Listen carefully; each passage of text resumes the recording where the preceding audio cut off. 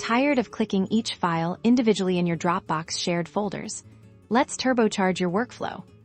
First, navigate to the shared folder in your Dropbox account where you need to select multiple files. This could be a project folder, a team's resource library, or anything you're collaborating on.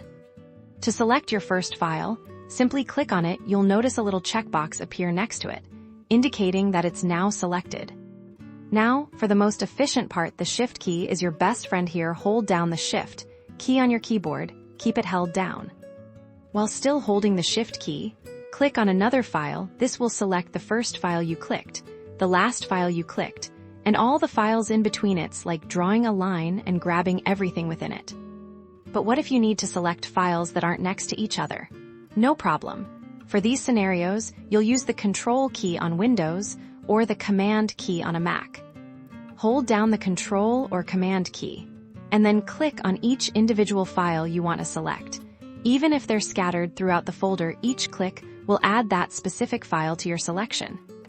Once you have your files selected using either method, you'll see an action bar appear, usually at the top of your Dropbox view. This allows you to perform actions on all selected files at once. You can download them, share them with others, move them to a different folder, or delete them, saving you a ton of time. For instance, if you need to download a set of documents, just click Download on the action bar, and Dropbox will package them all up for you. Mastering this simple trick dramatically speeds up organization and collaboration within shared folders. Go ahead, try it out on your next shared folder task and feel the difference.